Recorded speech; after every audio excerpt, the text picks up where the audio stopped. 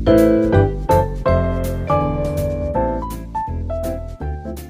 teman-teman, selamat datang di Berbagi Cerita bersama saya Yuyu dan Indra. Hai, kali ini kita akan mendengarkan cerita dari seorang teman kita. Dia punya beberapa profesi sebagai pengajar, sebagai konsultan, sebagai mahasiswa juga. Kita dengarkan cerita dari dia ya. Halo, selamat malam Pak Rudi. Malam Mas Indra.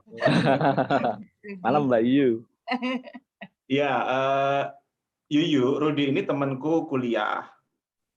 Kami bertemu itu sekitar berarti berapa? Hampir 25 tahun yang lalu di Fakultas Ekonomi UGM, gitu ya. Kami berdua ini sama-sama belajar akuntansi di FEUGM.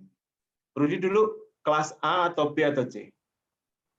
Lupa. Kayak kelas B kayaknya. Yang jelas bukan kelas A ya. Yang Ya. bukan kelas A. Jadi yuk kita ini seratusan orang gitu ya di jurusan akuntansi itu dibagi kelas A, kelas B, kelas C. Kelas A itu yang super pinter. Isinya orang-orang super pinter. Kelas B orang yang pinter. Nah, Mas Rudi ini termasuk yang pinter. Kalau kelas C ini ada yang pinter, tapi ada yang ya menjelang pinter lah. Nah, ini juga gitu ya, yang lumayan gitu ya. Nah, aku sama Rudi ini dari dulu, Rudi ini memang terkenal sangat inilah ya, sangat menonjol di bidang pendidikan akademis lah gitu. Dari dulu sampai sekarang Hoax itu. sampai sekarang ini Rudi ini nanti Rudi silahkan cerita gitu ya. Rudi ini dosen, konsultan juga, tapi sekaligus juga mahasiswa juga, lagi sekolah lagi kayaknya kalau nggak salah, nanti silahkan diklarifikasi. Dan juga nanti Rudi boleh cerita soal aktivitas dia yang terkait dengan desa. Apakah itu nanti kita dengar cerita dari Rudi. Rud, kita ini kan lulus sekitar tahun 2000-an awal ya. Boleh nggak Rudi sekarang cerita apa yang terjadi setelah lulus? Ngapain aja? Ya, kayaknya dari dulu cuma bekerja. Enggak. Jadi kan mungkin dulu bahkan sebelum lulus ya kan udah bekerja. Dulu kalau mungkin Indra tahu kan udah jadi asisten di pusat antar universitas. Ya. Jadi dulu kan ya keluarga kan mungkin bukan dari keluarga yang kaya. Mungkin nggak bilang miskin, tapi jelas bukan dari keluarga yang kaya. Jadi sejak masuk itu gimana usaha untuk biayai kuliah kan. Jadi di 3 tahun awal itu kan les privat, ngasih les privat.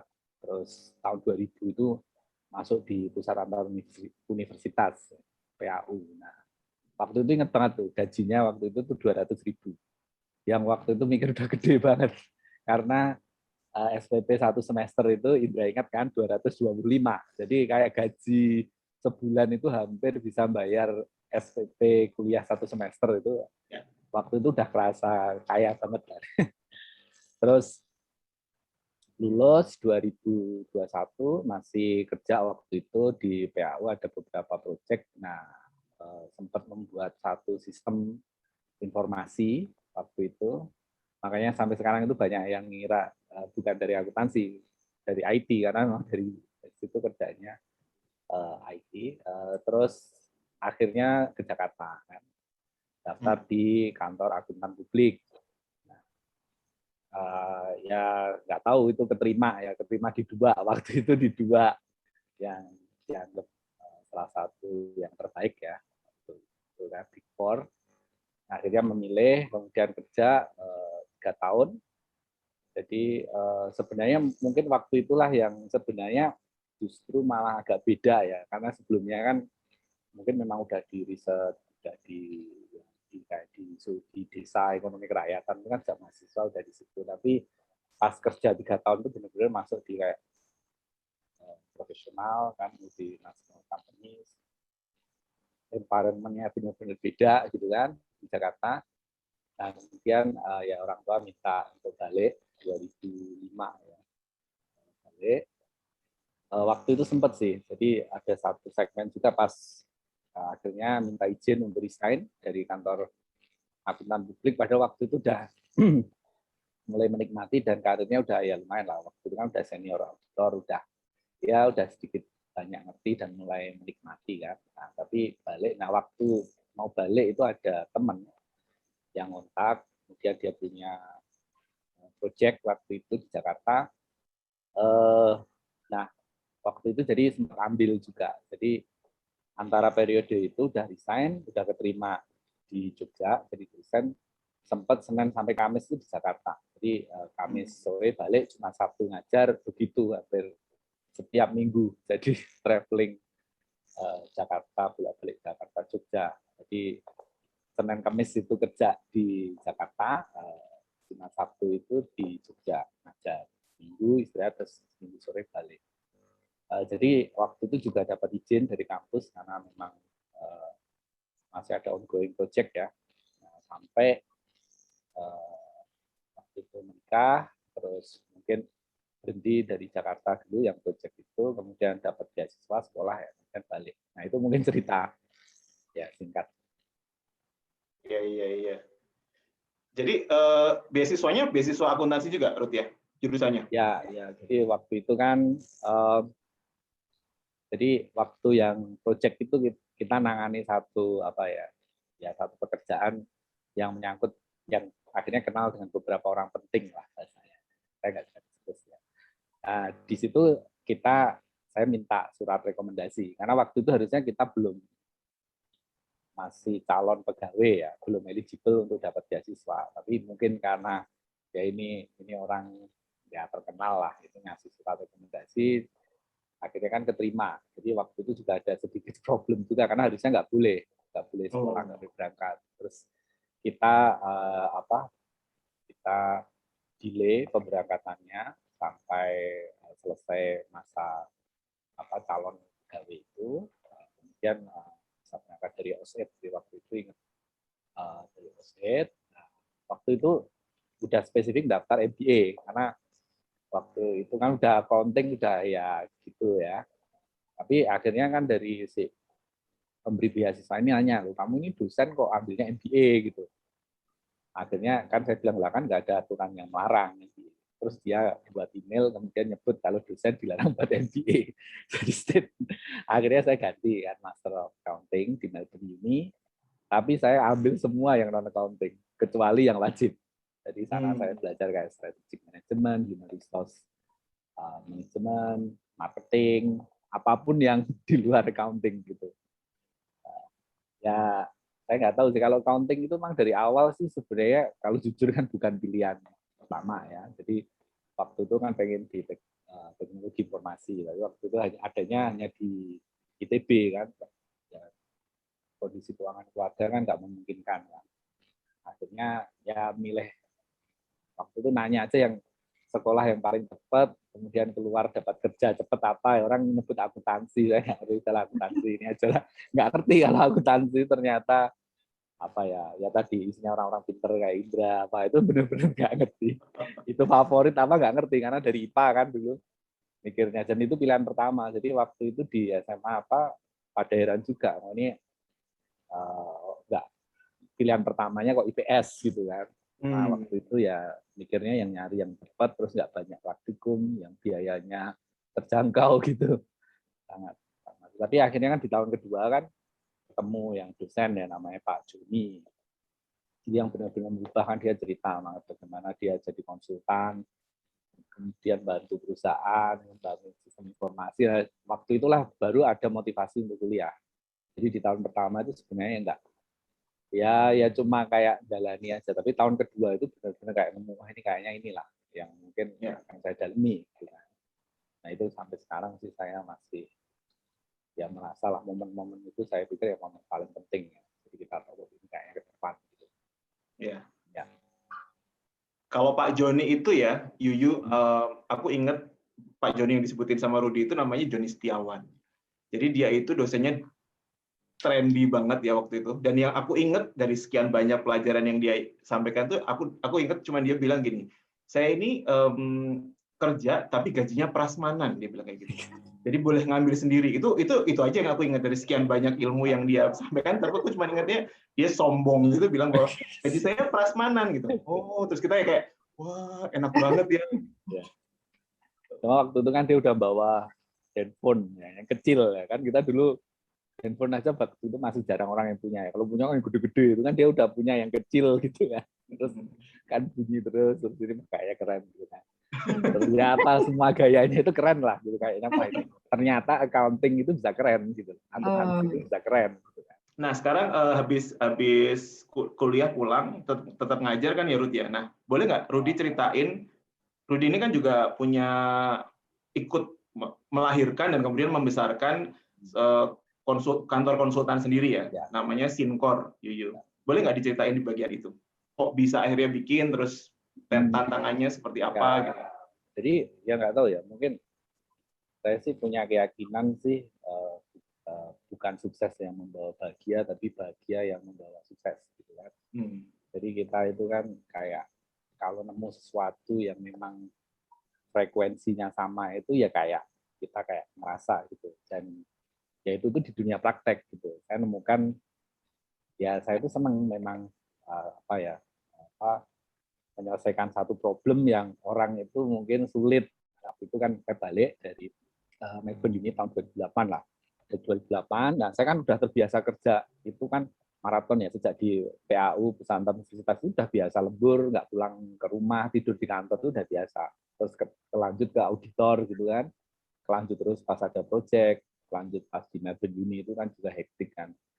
Nah pas pulang ini kayak tiba-tiba jadwalnya itu low banget gitu kan, ngajar jam waktu itu ya di UNY sama Muhammadiyah Yogyakarta itu jam 12, jam 1 waktu itu ya, itu udah sepi gitu kan, nggak ada ini, terus kayak bingung gitu ngapain gitu kan. Terus saya main ke tempat temen yang punya kantor, dia ngobrol, dia ternyata punya problem, temen main sih, dia punya perusahaan ini terus dia nggak punya accounting sama sekali, nggak punya ini, terus ya dia minta yaudah bahwa kita dibantu. Saya cek gini laporan ke cek rekening bank, ternyata transaksinya miliaran.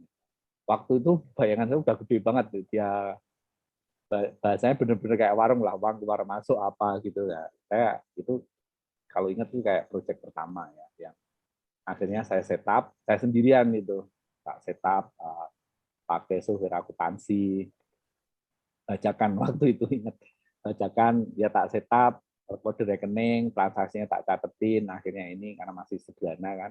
Terus akhirnya wah ini harus ada staff ini. Saya rekrut sendiri staffnya. Terus waktu itu pakai Yahoo Messenger. Jadi kalau dia nanya ini. Nah akhirnya saya remote dari jauh sih. Kalau dia nyatet ini bingung, tanya YM, saya jawab gitu. Nah itu jadi kayak accounting service lah yang pertama. Terus teman yang lain tahu, loh itu mau dibantuin, aku enggak. Nah, akhirnya dia punya perusahaan dibantuin. Akhirnya jadi banyak. Waktu itu akhirnya mikir, waduh ini kapan ngajarnya kalau kayak gini kan. Nah ada mahasiswa yang waktu itu nyampaikan, jadi kan kalau sekarang kan ada istilahnya kan merdeka belajar ya. Jadi mahasiswa itu boleh memilih metode belajar. Nah waktu itu tahun 2009, nah, kalau saya 2009 2010 lah. 2009. Waktu itu mahasiswa bilang, nah saya ngajar perancangan sistem informasi. Itu dulu mata kuliah nggak ada, ya tak buat sendiri mata kuliahnya, buat praktikum, terus mereka ya saya ngajarnya balik kayak Pak Joni itu cuma cerita nggak pakai ngalor gitu, nggak ini kayak cerita ke sana gini.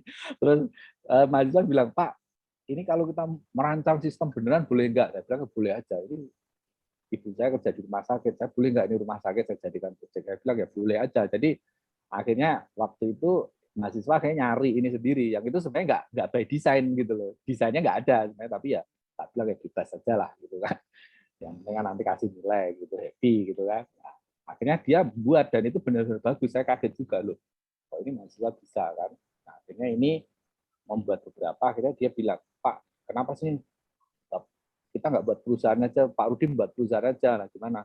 Ya kita biar nggak perlu nyari pekerjaan. Nah, akhirnya buat perusahaan ya karena didorong mahasiswa itu, terus kita tempatin di klien-klien ya 3 itu waktu itu baru 3, dan kemudian ada satu partner yang memang developer IT, ada dari Batam waktu itu, saya YM, saya beliin tiket untuk balik ke Jogja, padahal nggak kenal sama sekali sebenarnya. Waktu itu nggak kenal sama sekali, dia juga bingung ini kok ini orang berani banget ini ya. Terus kita rekrut gitu. Nah duitnya waktu itu klien kita tahu saya gini-gini, terus dia ngomong, ya kenapa sih nggak dibuat perusahaan beneran gitu kan? Saya ngapain buat perusahaan kan, wong saya itu dosen, kerjaan bantu-bantu gini aja oke. Terus dia bilang, ya kan itu nanti bisa membantu lebih banyak. Nah itu menurut saya turning point yang kedua. Saya dulu berpikir buat perusahaan itu hanya untuk nyari duit gitu. Tapi dia meyakinkan sebenarnya buat perusahaan itu bisa ngasih benefit, value, manfaat masyarakat lebih luas. Kalau kita melakukan sendiri itu masih terbatas. Nah, akhirnya dia ngasih, saya buat 1 lembar gitu, 200 juta lah saya minta. Waktu itu ngawur, saya cuma besoknya ditransfer beneran 200 juta di rekening saya. Jadi mikir, akhirnya waktu itu ya masih amatir ya, 3 bulan duit itu habis untuk beli kursi, beli hal yang nggak penting lah. Jadi akhirnya waktu itu baru serius, wah ini kayaknya nggak enak juga kalau bangkrut. Teman investor atau teman saya itu tahu, saya bakal menghabiskan uang untuk hal yang nggak penting itu tahu, dan dia itulah ya pembelajaran seorang pebisnis ya kayak gitu. Akhirnya saya coba recover, belajar marketing, nyari ini akhirnya dapat klien. Dan ya kita nggak ngira sih saat ini kita mungkin karyawan hampir 80 sekarang, terus kita nangani hampir 1.000 lebih kayak organisasi ya bersama. Dan sejak tahun 2010 sampai sekarang itu memang kitanya online gitu sebenarnya. Memang dari awal itu sudah basisnya online. Dan sekarang saya sih yang untuk urusan operation itu udah nggak pegang ya sama sekali karena ada tim. Dan ya nggak ngira gitu. Banyak orang nggak kira karena dulu sering dianggap jadi lelucon gitu loh. Di beberapa teman itu sinkor itu dianggap lelucon. Saya waktu itu juga fine-fine aja, memang waktu itu kita nggak begitu serius. Gitu. Tapi lama-kelamaan orang tahu ini tuh serius. Ketika sekarang pegawainya 80 orang ya, dan semuanya online, berarti base-nya apa di Jogja semua atau di beda-beda kota? Saat ini sih kita di Jogja. Kita di Jogja semua. Ada sih yang beberapa di Jakarta, ada beberapa di Bogor, tapi mayoritas kayak 90% itu di Jogja. Dan klien kita yang ada di hampir seluruh Indonesia. Itu. Jadi kita juga mungkin 80 itu bahasanya bukan karyawan kalau kita nyebut tim ya, karena ada yang benar-benar karyawan, ada beberapa yang memang mitra ya, partner ya. Ada beberapa yang partner, ada beberapa yang tim, tapi itu memang mereka full time ngerjainnya itu tuh full time. Oke loh. Iya, aku nggak nyangka loh 80 orang, Ruth. Banyak sekali. Aku jadi ini loh, dulu ya, aku pernah ada fase ketika aku baru pulang dari sekolah tuh. Baru pulang sekolah lagi, terus aku kan lagi ada proses rekrutmen gitu, tapi sambil nunggu gitu. Terus aku tuh kayak nggak enak, waktu itu aku tinggal di rumah mertua aku kan. Ini kenapa kerjaanku cuma tidur terus makan, bangun makan gitu. Terus aku bilang sama Rudy, Ruth, aku mau ikut kamu sekali 2 kali lah gitu. Kamu tuh ngapain gitu. Terus aku sempat ikut Rudy dan wah ini memang oke lah, oke banget. Tapi waktu itu masih kecil Ruth ya, masih belum besar skala nggak bukan? Masih kayak 5 orang atau 7 orang ya waktu itu ya. Terus jadi kan kita ada fase ya 2010 sampai 2015 lah kita ngerjain ya bahasanya butik kayak gitu ya. Kita ada family business, kita tangani end to end ya, mereka ya di accounting kan, buat SOP, implementasi sistem, accounting service sampai audit internal dan lain sebagainya kan. Kemudian ada satu titik itu sama, ada satu rumah sakit ya yang datang, kemudian waktu itu kan kita nggak punya background sama sekali ya ngerjain rumah sakit. Terus ya kalau saya sih ya kenapa tidak gitu kan. Tidak kita lakukan, padahal nggak ngerti sama sekali. Terus saya berpikir, si tim itu juga bingung juga, Pak Rudi apa-apa diiyakan ya. Saya bilang, ya ini duit kok, ngapain nggak diiyakan? Apa resikonya? Resikonya kan kita nggak ada juga, dia belum bayar kok. Nah, akhirnya saya ke satu rumah sakit di Bantul. Gitu. Saya ketemu kepala bagian, gitu. Saya bilang, Pak, saya gini-gini, tolong, Bapak gimana Pak Rudi ini? Bapak jadi klien saya aja. Lu kok kayak gitu gimana? Ya enggak apa-apa, saya tak kerjain aja yang Bapak nanti SOP ya, accounting apa saya kerjain. Terus kita nggak punya budget apa, Bapak nggak usah bayar. Nanti kalau hasil kerja ini Bapak. Jadi dia bingung juga, tapi karena saya itu pede apa, padahal kan saya dulu itu nggak kayak gitu, saya juga heran juga sih pas jualan. Ya namanya kepepet ya mungkin ya. Pede itu saya gini-gini, mereka mikir kan ini tahu diri siapa, ini. Mereka jadi malah mikir gitu, kok pede banget ini orang gitu. Seolah-olah bilang bahwa ya Bapak itu nggak punya alasan untuk nolak kita gitu kan. Kan dia bingung juga orang kita ini. Akhirnya ya diterima kita. Diterima, nah kita belajar ini salah satu rumah sakit daerah paling bagus di Indonesia. Nah, kita belajar segala macam, nah akhirnya kita jadi paham di situ. 3 bulan atau 6 bulan itu kita jadi paham. Nah, paralel kerjaan itu kita cangkok di klien yang sama sekali kita nggak ngerti itu.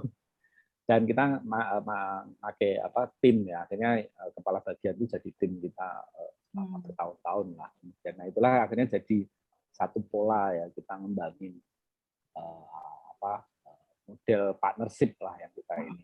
Nah kemudian turning point-nya juga ada satu puskesmas ya waktu itu yang nelpon ke kita, dan dia meyakinkan hampir 1 jam lewat telepon untuk kita itu terima dia sebagai klien. Ini kan agak kebalik kan. Dia meyakinkan Pak nanti puskesmas itu bakal gini, nanti peraturan baru juga itu tahun 2013 kalau nggak salah. Nah akhirnya udahlah, ternyata nggak ada ruginya. Nah waktu itu kita masih pakai desktop. Saya ngomong sama tim, udahlah sekalian kita uji coba pakai web.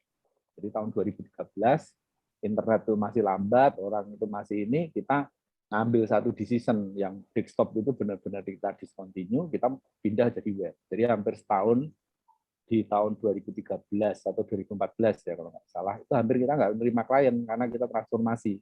Saya masih lupa waktu itu kita bertahan duitnya dari mana, tapi kita nggak bisa menerima klien gitu karena kita lagi mindahin semua sistem itu ke online. Tapi akhirnya kita 6 bulan itu bisa selesai. Nah, puskesmas itu kan kecil kan, kita bisa trial ada 6 puskesmas di Madiun kalau nggak salah, kota Madiun. Nah setelah itu benar BPJS 2014 akhir tahun itu ada kebijakan mau ditransfer langsung ke puskesmas, dan untuk ditransfer langsung itu dia harus jadi BLUD, untuk BLUD harus jadi laporan keuangan. Nah tiba-tiba kita ada puluhan ratusan, nah sekarang kita ribuan klien itu dari salah satunya dari puskesmas ya. Kita itu gunain sistem kita sampai, jadi keunggulan sistem kita itu dari input sampai laporan ya, catatan atas laporan keuangan lah, kalau Indra tahu CLK itu bisa by system. Jadi yang lain itu kan mesti CLK-nya ini kan manual, kalau kita by system, dan itu sudah kita sesuaikan dengan format audit, misalnya BPK, laporan ke BKAD, semua laporan itu sudah kita sediain, jadi kita itu ngelatih kayak perawat, ngelatih kayak ibu-ibu yang ini nggak punya background sama sekali itu nginput bisa gitu. Dan itu membantu ribuan orang lah. Nah waktu itu kita baru mikir, oh ternyata accounting, teknologi itu kalau kita delivery-nya itu pas akan berdampak pada banyak. Yang dulu kita nggak mikir sih. Mas Rudi tadi udah cerita tentang perjalanannya dari 2000-an awal sampai sekarang, dari punya tim 3 orang sampai punya tim 80-an orang, dari klien awalnya 3 sampai sekarang kliennya ribuan, membantu sistem di klien-kliennya, juga mengajarkan, memberi kebaikan, mengajarkan yang pertama adalah computer literate ya. Jadi dari yang nggak bisa harus bisa masukin input segala macam itu. Nah, aku mau tanya tapi nggak nyambung. Itu konsep tulisan apa? Oke. Nah, ini BUMDes ya, BUMDesku ya. BUMDes itu badan usaha milik desa. Jadi memang ada pengalaman lucu juga. Saya pakai kaos ini kan 2 minggu lalu saya ke Tulungagung kan. Terus saya naik sepeda ke kedai kopi lah di situ. Ada namanya kedai kopi salah satu lah. Terus saya ya pesen kopi minum, terus baristanya itu nanya, Pak, Bapak dari mana gitu ya. Saya dari sebelah, saya naik sepeda ke sini. Oh enggak kok tulisannya ini BUMDes gitu. Oh, saya bilang, oh Bapak tahu BUMDes juga. Masih tahu BUMDes. Oh tahu, saya BUMDes ya, cerita segala macam kan. Terus saya nanya kan, Masnya tahu nggak BUMDes.id gitu. Karena saya kan pakai masker, pakai. oh tahu saya ini, ya saya foundernya, saya bilang gitu kan. Oh ini Pak Rudi gitu kan. Nah itu Langsung tahu. jadi ya ini satu fase lain yang saya juga nggak kira juga. Tadi 2015 kan, itu kan udah semua settle down ya. Tim sudah jalan, sistem udah jalan. Jadi tim saya itu pergi dari satu kabupaten ke kabupaten lain itu udah hampir tiap minggu ya, tiap bulan itu implementasi ke mana-mana, orang datang ke Jogja. Terus saya bilang ya saya memang passion saya itu mendesain ya. Saya mendesain, kalau udah bisa running apa itu saya biasanya terus ya mungkin nyari tantangan yang lain kan gitu kan. Ya. Nah waktu itu juga mungkin nggak mencari tantangan atau apa, tapi saya itu seneng memang ke desa karena saya aslinya memang desa. Nggak tahu kan kenapa kalau di desa itu bawaannya itu seneng gitu loh, bahagia gitu, happy gitu kan. Nah waktu itu kan 2014 itu kan ada undang-undang desa. Nah di situ ada satu desa itu dapat mendirikan badan usaha milik desa. Ini kayak wah kayaknya ini keren ini kan gitu kan. Terus saya nggak tahu apa-apa balik. Jadi saya tuh pengen nyampaikan juga kadang ke mahasiswa apa itu saya memulai sesuatu itu selalu dari nggak tahu gitu loh. Itu yang membuat saya itu yang membuat itu menarik itu kalau ya bagi saya itu kalau ya kita nggak tahu ini ujungnya itu di mana. Ini kan kayak misteri kan, kayak cerita misteri kan. Nah, sama BUMDes ini. Nah, saya ingat lagi yang si rumah sakit ini kan. Oh, saya berarti harus nyari ini mana BUMDes terbaik di Indonesia. Dan alhamdulillah untungnya itu juga ada di Bantul lagi gitu. Nah, di Panggung Harjo itu desa teladan nasional. Jadi juara desa terbaik se-Indonesia tahun 2018. 2014 ya, di 2014. Sorry.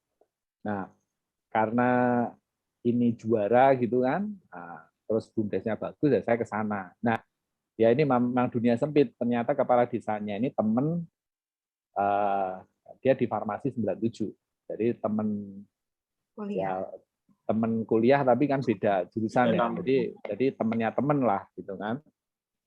Temennya temen. Nah, kemudian ya kalau di Runet agak kenal lah, keluarganya juga saya agak kenal. Nah, akhirnya cocok kan, nyambung. Nah, saya belajar setahun di situ. Jadi saya setahun itu ikut rapat di desa, ikut. Jadi ya saya kayak magang lah di situ setahun. Jadi sekarang saya benar-benar tahu karena prosesnya dia magang membuat ini itu memang saya mengalami gitu kan.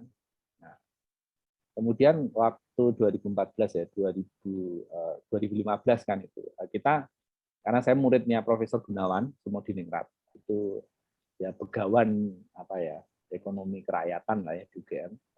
Saya bantu beliau beberapa hal, terus saya bilang, Prof ini kayaknya bagus nih BUMDes ini. Tapi ya saya nggak tahu. Sama, saya nggak tahu. Terus gimana Prof? Ya gampang, menterinya aja kita undang gitu. Terus kita buat seminar, undang menterinya itu ke UGM, benar-benar ngundang supaya dia nerangin kan, diundang. Terus dia datang kan, karena diundang UGM kan datang. Itu terus dia bawa dirjen yang buat apa namanya peraturan apa, dan saya kayak di privat lah tentang BUMDes itu ininya apa, ini sama yang memang orang yang terlibat langsung sama yang membuat peraturan dari first hand apa namanya experience lah saya dapat, terus ini first hand orang yang buat peraturan itu saya dapat. Nah, dari situlah saya kembangin. Kemudian saya piloting ada 5, kemudian Menteri Desa waktu itu ada pergantian. Setelah dilantik, beliau datang ke Panggung Harjo ini, terus minta kita kolaborasi. Nah, kemudian kita buat event namanya Rembuk Desa Nasional menghadirkan 10.000 kepala desa. Nah, setelah itu, habis itulah kita mulai dikenal lah, BUMDes.id. Itu ada satu forum sebenarnya di Facebook gitu, tapi mulai dikenal.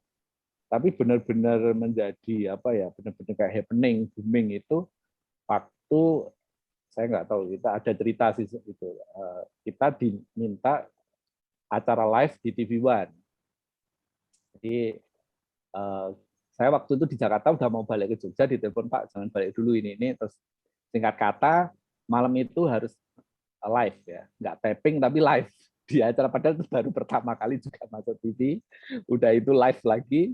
Tapi ya udah saya waktu itu sampai nggak sadar saya itu ngomong apa ini, tapi pas balik banyak yang udah orang memberi selamat karena itu Indonesia Business Forum itu kayak 1 jam sebelum Karni Ilyas acaranya, jadi yang nonton itu ratingnya pasti tinggi banget. Nah setelah itu saya baru ditelepon dari mana-mana untuk jadi pembicara, jadi tiba-tiba jadi apa ya tadi banyak cerita lucu itu, kayak kita naik Grab, ini ada orang nanya, Pak Bapak kayaknya pernah masuk TV ya, gitu kan. Terus misalnya seminar dengan dosen gitu kan, terus dia lihat saya, lihat ini, terus dia googling ke HP-nya. Wah, ini Pak Rudi ya ini? Pak Rudi ya, saya tadi itu kayaknya pernah lihat di mana gitu kan. Terus ya kayak gitu. Tapi sekarang akhirnya kan tadi saya di publik dikenal sebagai founder Bumdes.id, kemudian apa namanya, kita sekarang ada banyak program di situ. Salah satunya tadi kita mau mencoba men-scale up 1000 Bumdes, dan ini full online. Dan banyak orang yang waktu itu sanksi ini nggak mungkin kayak apa, tapi sekarang kita ya jalan setengahnya lah, kita didukung salah satu bank itu membuat seleksi, acaranya webinar, terus kita ada lomba segala full online. Dan itu sekarang apa ya, kita jadi yakin ya apa namanya kecepatan adaptasi warga-warga di desa terkait dengan apa namanya digital ini ternyata luar biasa. Dari situ saya kenal jadi dengan banyak orang. Saya ada banyak ini, akhirnya saya sadar ya, artinya dulu kan seolah kalau kita pas lulus itu ada kayak dua pilihan ya, mau kaya atau melakukan hal yang mulia, kan gitu kan. Dan sekarang generasi sekarang itu diuntungkan karena ini bisa dua-duanya itu bisa dilakukan. Itu yang saya akhirnya kenal dengan konsep sociopreneur, social enterprise. Nah itu yang sekarang kayak jadi nemu saya yang tadi bahasa saya nemu apa sih yang membuat saya bahagia, energi yang kayaknya nggak habis-habis itu ada di edukasi, ada di IT, dan ada di desa. Nah itu kemudian kayak seolah-olah ketemu kayak di Bumdes.id. Bumdesgo ini sebenarnya aplikasi apps ya di Android itu untuk coba mengkonekkan ini ribuan desa ini supaya ada namanya gotong royong secara digital. Ceritanya. Ini baru mulai. Ruth, kalau bumdes.id itu sebenarnya apa? Maksudnya kalau Sinkor kan jelas ya dia lembaga okay. Gitu ya. Kalau ini sebenarnya apa nih? Apakah jejaring aja? Jadi Bumdes.id itu sekarang ya kita mendudukkan karena ini salah satu program yang diinisiasi dan dijalankan oleh Sinkor Indonesia karena badan hukumnya ini kan masih ada di bawah Sinkor. Jadi orang kadang bingungnya di situ. Mungkin kalau orang yang kenal udah nggak bingung, tapi orang mau dealing dengan Bumdes.id tapi kok ketemunya Sinkor, ini sebenarnya apa gitu kan. Nah, tapi Bumdes.id itu sebenarnya awalnya forum aja. Jadi waktu itu kita habis pelatihan, waktu itu ya kita untuk ada follow up itu kita membuat grup di WA. Setiap pelatihan buat grup di WA, setiap pelatihan buat grup di WA. Lama-lama kan banyak. Terus kita mau apa nih, apa namanya supaya sharingnya ini. Nah, kita terus buat di Facebook. Awalnya itu Bumdes.id ya, kita iseng aja nyari Bumdes sampai Bumdes.id dulu kok belum lah, kita waktu itu kita beli gitu kan, terus kita buat web. Jadi lebih untuk knowledge sharing sama knowledge management sih. Awal kita nyampaikan kita itu nggak ngerti apa-apa, tapi dari merekam berbagai pembicaraan, karena kita terekspos dengan berbagai tantangan masalah di lapangan, lama-lama kan kita juga terasa kayak gini, dia jawab kayak gini gitu kan. Nah, kita dokumentasikan itu. Nah, lama-lama ini jadi kayak referensi gitu. Bumdes.id itu orang kalau bingung nyari Bumdes, pertanyaan Bumdes, banyak yang kenal Bumdes itu dari Bumdes.id. Banyak yang bahkan saya yang kadang tersentuh itu saya ketemu di satu daerah ini, Pak saya mendirikan Bumdes.id, Bumdes di desa saya itu ngikuti tutorial di YouTube gitu. Di YouTube mana? Ya YouTube-nya Bumdes ya. Jadi kita itu ada youtube.com/garis-miring Bumdes itu channelnya kita itu, karena waktu itu mungkin belum ada yang sama sekali yang tahu, jadi kita sampai dapat Bumdes.id, garis-miring Bumdes. Jadi banyak yang ngira kita itu dari pemerintah, karena resources-nya itu sangat lengkap di situ, semua peraturan semua itu ada. Terus kita harus menjelaskan cukup panjang. Terus sebenarnya kekuatan kita itu dari community base sebenarnya, meskipun ya ini itu diinisiasi dikelola oleh Sinkor, tapi ini tuh sebenarnya milik komunitas.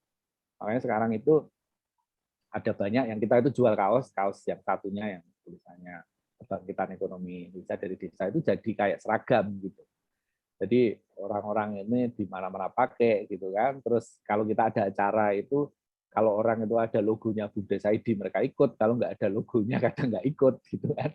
Jadi sampai gitu. Jadi ada kayak loyalitas ya, kayak loyalitas kayak supporter gitu. Nah, dan kita jadi sangat sangat diuntungkan. Jadi pas waktu awal pandemi kita kan bisnis juga kena. Jadi saya waktu 2019 itu karyawan 60, di pertengahan 2020 itu tinggal 30. Jadi sempat kita kena. Nah, akhirnya kita ya dipaksa untuk ganti model bisnis full online. Salah satunya membuat webinar. Tapi dengan community base ini, kita di awal itu peserta bisa 2.000, bisa paling tinggi kita 2.500 lah. Jadi kita harus pecah dari Zoom sama ke live di YouTube. Kemudian berikutnya itu selalu di atas 500. Nah, itulah yang akhirnya mengundang ada sponsor lah yang membiayai, dan itu jadi akhirnya kita selamat. Jadi kita sempat ada satu fase itu duit tinggal 3 bulan nih. Saya udah ngumpulin semua tim, karena waktu itu nggak bisa kumpul di Zoom, saya minta bagian keuangan nunjukin duit, saya bilang ini duit tinggal 3 bulan. Kalau kita nggak ada terobosan, kita nggak ada sesuatu, ya saya nggak akan mem-PHK orang. Cuma kita semua nggak gajian 3 bulan lagi. Namanya semua orang mengeluarkan apa ya ide ini, akhirnya ya kita selamat. Sampai saat ini belum sepenuhnya recovery karena kita harus mentransformasikan semua ini gimana jadi digital itu. Kita harus membangun line kayak kita harus ada customer service. Sekarang kita itu masuk jam 5 pagi sampai jam 10 malam. Kemudian kita harus shifting banyak hal lah, yang itu butuh cost gitu kan. Tapi paling nggak kita punya harapan dan punya titik yang cerah lah untuk kita ini go through inilah. Aku sebagai orang awam nih, mau nanya jadinya. Bumdes itu saat ini kan dia base-nya sebenarnya komunitas gitu ya. Nah, itu apa di Pulau Jawa saja atau sudah mencakup seluruh Indonesia? Jadi sebenarnya mungkin untuk analogi awal ya, walaupun nggak sepenuhnya sama. Jadi kalau di pusat itu ada BUMN, di daerah ada BUMD, nah sekarang di desa itu ada BUMDes. Jadi kalau BUMN itu boleh punya perbankan, boleh punya pesawat terbang, boleh punya pabrik, nah BUMDes ini sama, sesuai dengan kemampuan masing-masing. Oh, oke. Nah, ini menjadi meledak gitu ya. Itu sebenarnya bukan hal yang baru, 2010 itu sudah ada. Tapi dengan ada undang-undang desa itu kan ada dana 1 miliar untuk masing-masing desa. Nah, satu-satunya lembaga yang boleh untuk dibantu penguatan modal itu hanya BUMDes. Makanya tiba-tiba desa ini jadi semangat kan, karena ada pendanaan kan mendirikan BUMDes. Sehingga di tahun 4 tahun awal lah, 2014 sampai 2018 itu ada sekitar 35.000 BUMDes yang baru terbentuk di berbagai tempat.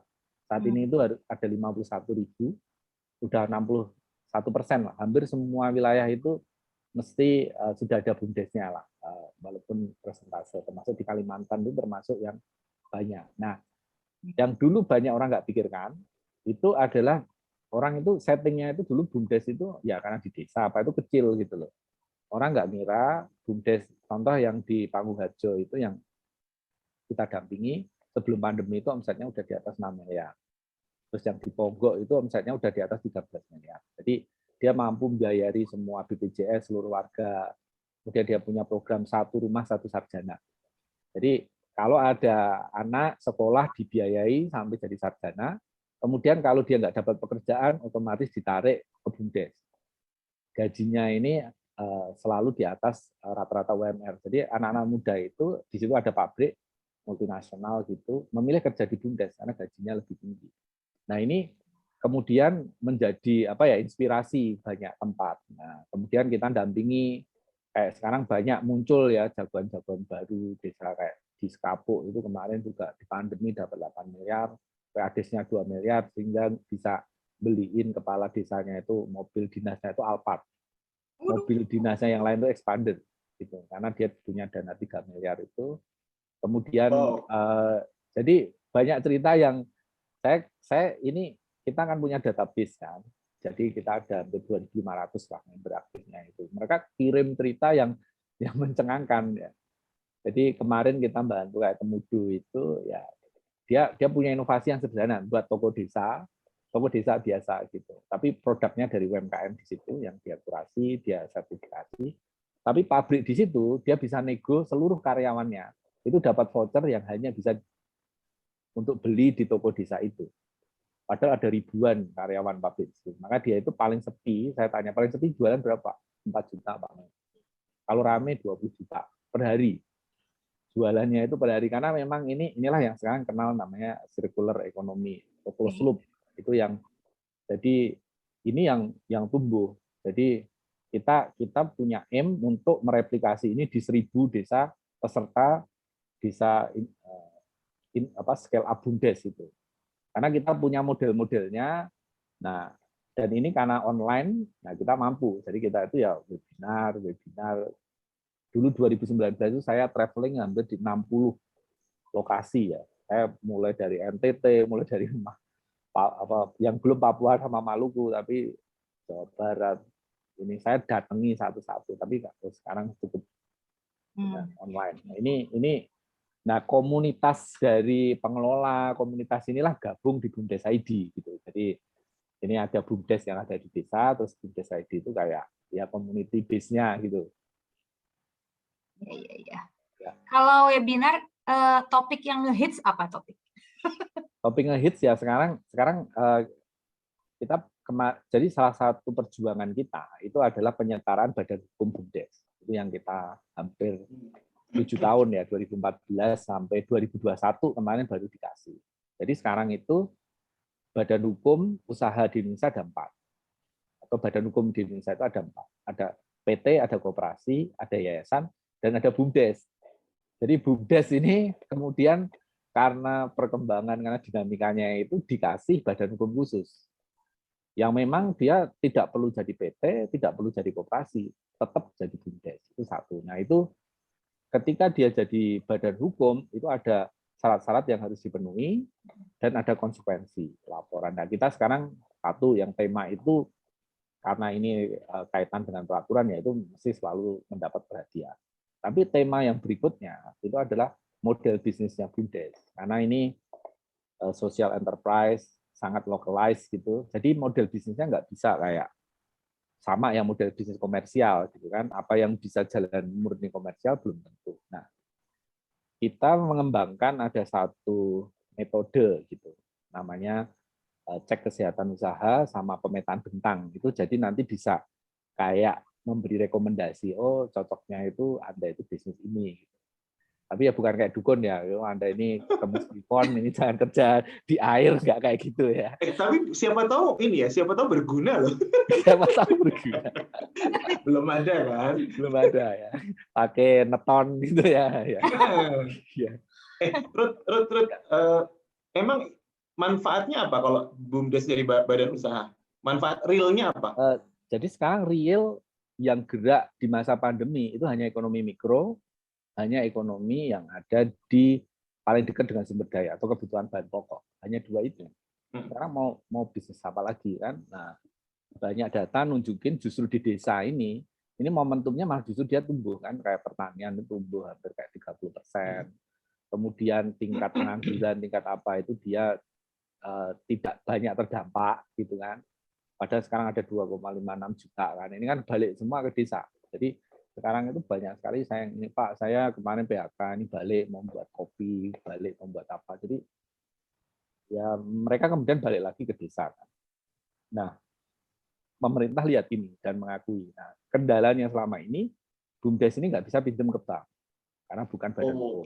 Nggak bisa kerjasama dengan pihak ketiga karena nggak jadi badan hukum dan nggak bisa diikutkan program-program strategis pemerintah kayak ada misalnya LPG apa. Nah sekarang udah mulai. Kalau lihat ada Pertasop, ada ini itu udah mulai banyak BUMDes.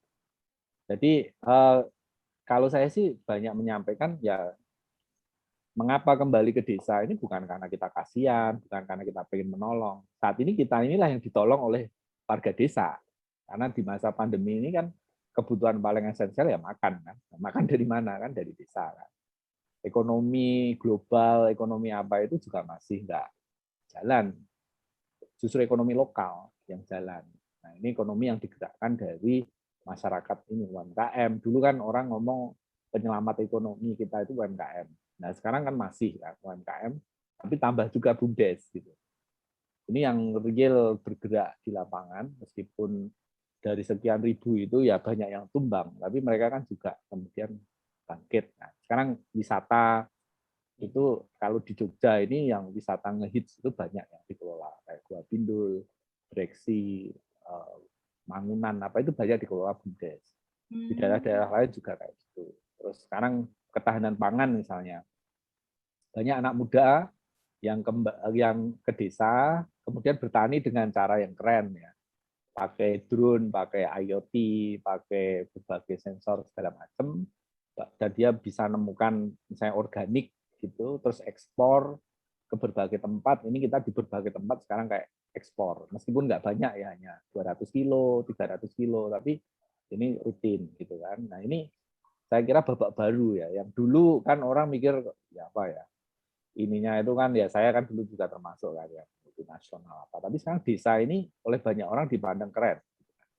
Sekarang kita juga bantu beberapa venture capital mau masuk spesifik, mereka bantu untuk yang di mikro, bantu yang ada di desa, tapi pakai teknologi.